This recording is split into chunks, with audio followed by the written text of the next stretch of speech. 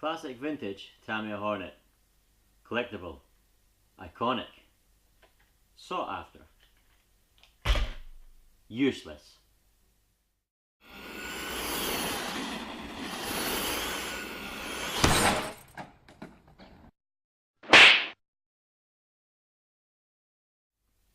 Hello everyone, how are you? Hope you're all well.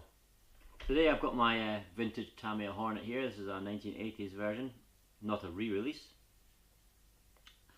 Today's video is about a project that I've had in mind for a number of years and never got around to.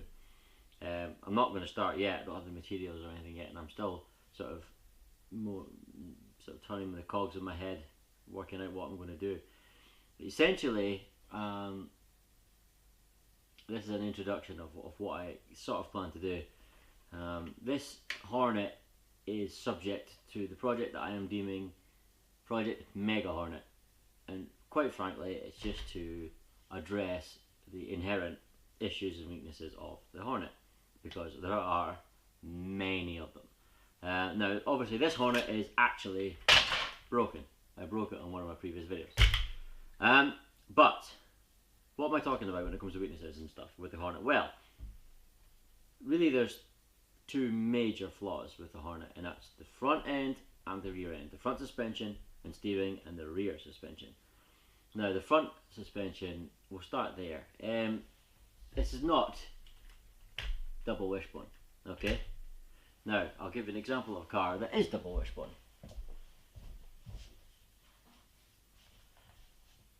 I've got this chassis sitting out. It's filthy and dusty, sorry about that. This is the Losi JRX S Type R, which is a touring car, obviously. Now you can see it's double wishbone. It has wishbone there, and it has the top link there. What that means is when you compress this front suspension, the camber of the wheel stays consistent throughout the travel. It's the same with all four wheels, consistent. In other words, you set the camber of the wheel up like this, and as the suspension moves up and down, it stays cambered in, the same as it was. Okay. Obviously, the car will lean a little bit, which will affect that, but essentially,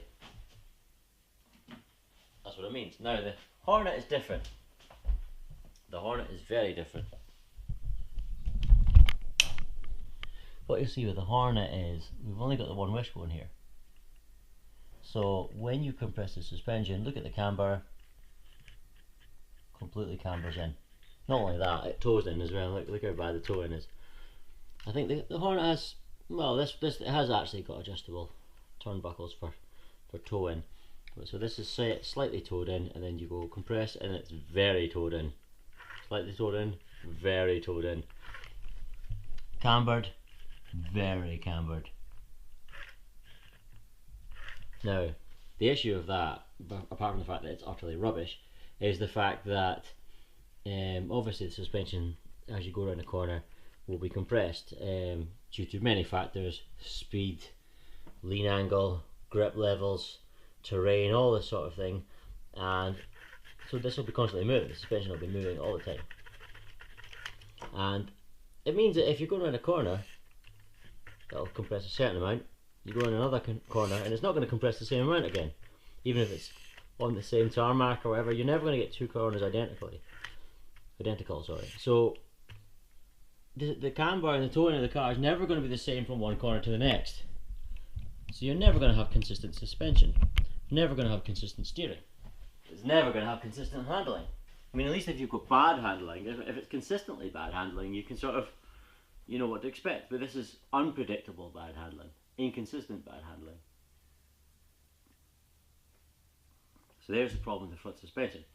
I do have the FX, I think it's called the FX10 kit, which gives this double wishbone suspension. So that's the first place I'm going to start with. The front suspension is give it proper shocks and proper working double wishbone suspension. Now as for the back end, it has essentially the same back end as the Tamiya Lunchbox and the Tamiya Midnight Pumpkin. You can see I've added a couple of springs here to try and do what you basically have on the Lunchbox, which is the 5th shock mod, which is to, if you imagine, this should be connected, so this shouldn't be moving as much as it is, but that, as it compresses, it's putting resistance against this movement. The reason you want that is the fundamental flaw with this back end is this gearbox has the motor mounted to it, and because of the centrifugal force of the motor, when you accelerate forward, this whole gearbox twists like that because of the torque of the motor. Bang, like that, every time you accelerate, bang. Now people talk about how the suspension is too stiff on the back of a Hornet, but that's not actually, because what they're saying is if it had a bit more droop, it would be sitting in like this, which is true, but that wouldn't solve the inherent issue. The inherent issue is when you accelerate, that does this, flips backwards, these shocks lock open, because they should be mounted there, so they would lock open, causing the back end to bounce, and then on top of that you've now got no suspension. This is now solid because it's locked open, because the motor's constantly trying to turn it this way. So you've got no suspension at all. It's like it's almost as if you've got a solid bar. So literally the back end just bounces constantly. Now, I'm not looking to completely eliminate this. I've seen a video of a grasshopper, which is the same sort of basic back end, based on the same car, just slightly different suspension on it. I've seen this grasshopper. They had Yokomo internals in the gearbox, and they bolted wishbones in the bottom here and cut away the gearbox housing to the wheels, so it had proper wishbones, proper suspension, and it worked like a proper buggy to a point. I mean, it's still completely got ridiculous weight distribution. This is way lighter at the front than it is here at the back, but essentially it turned it into a more modern, more everyday buggy design. I'm not looking to do that because I already have my Ansman Madrat. What's the point in having two buggies that act very similarly? What I'm going to do is make the best of a bad job and you know, sort of improve on what's there, but leave the fundamental suspension in place. In other words, it will still have the pivot and gearbox, etc. But you can get a 3D printed part to stop it moving as much, to stop it locking open. So you'd still have the left to right suspension movement, which is essentially how the suspension works on this. Is very similar to sort of like a crawler. In that the suspension is just the way the arm here pivots back and forward. So this entire assembly along here, rather than this one's independent and that one's independent, like it just literally goes side to side. Now, yeah, that I'm gonna just maintain that. I'm gonna replace all these extra things I've added and use this 3D printed part. But I'm also going to do more with the back end here.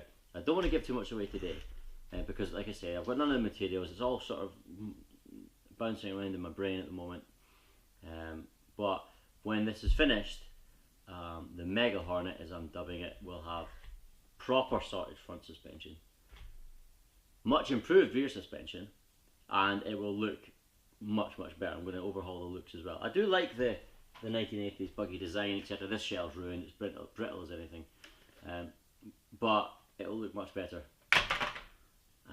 Yeah, but as in terms of the electronics and the power, etc., that's not going to be mega. I'm probably just going to keep the same electronics in it. It really suits the speed it does. The speed and torque from this, what was it called again? Oh, Phantom 27-turn stock motor is actually perfectly adequate for this buggy. It goes really well. It's not going to be mega in terms of massive brushless power or anything, but it's going to be mega in terms of, as far as a Hornet's concerned, it's going to be a really sorted one, which is what I'm looking for, and it will look really cool.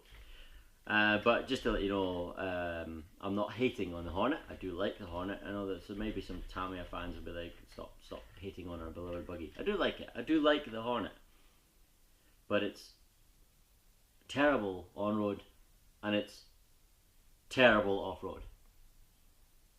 So I want to try and improve on that. The Lunchbox gets away with it more, partially because the big sort of monster truck tires offer some form of suspension, and also this end is heavier, etc., so it's less likely to, basically, if it pushes on this back end, if this back end rotates and pushes on the front end here, if the front end's so light, it's not going to do much to prevent that from happening. The Lunchbox is a little bit better in that regard. And obviously you forgive it for handling terrible because it's a Lunchbox, and also it spends most of the time the front wheels in the air, so what does it matter if it handles bad? This is slightly different. I'm going to try and convert it into something, not that it's going to be comparable to, like, for example, my Madrat or any other modern buggy. It will still get utterly devastated by it if we had a race, but it'll be less frustrating to drive, because that's one thing. Although I do like the Hornet, I know a lot of people do like it. I find it really frustrating to drive because it's just not capable of anything anywhere. So that's my plan. I'm not going to give too much away in terms of looks or what I'm going to go for in terms of components, but stay tuned. I know I've got the project with the Okomo touring car at the moment, so that has to be finished first, but it's almost done. More parts are on the way, and it's not really a project, it's more for sort of tidy up and overhaul. This is more of a project. I don't know what the time scale will be. I don't know what my money situation is going to be, but that's how it is at the moment. But anyway, thanks very much for watching. Hope you were entertained to a point and slightly educated. Just to let you know, as a reminder again, we are kind of sort of almost not really approaching 1,000 subscribers. We're on 800 and something, 5, 10, 4, something, I don't know. But when we get to 1,000, me and Matthew are going to have a I say we, I do all the work on it. I don't even notice. But we're going to have a celebration video, and it's going to have Jack Daniels and Tamiya kits and questions from you guys. So please, in the comments of not just this video but any videos up until that point and then the new stuff, just give us a little question what you'd like to ask, basically asking us both. So if it's something like, oh, what was your first RC, or what you got you into RC, or it doesn't need to be RC related at all, but you know, it has to be clean. You know, we're not talking, this is going to be safe for you, for everyone, so let's not be stupid with it. But yeah, oh, you can be stupid with it, just don't be dirty, I suppose. You know, just keep it non-adult themed. I know we're getting drunk, which is kind of an adult theme, but you know, whatever, you get what I'm saying, you get what I'm saying. Anyway, thanks very much for watching, take care, we'll see you soon, cheers.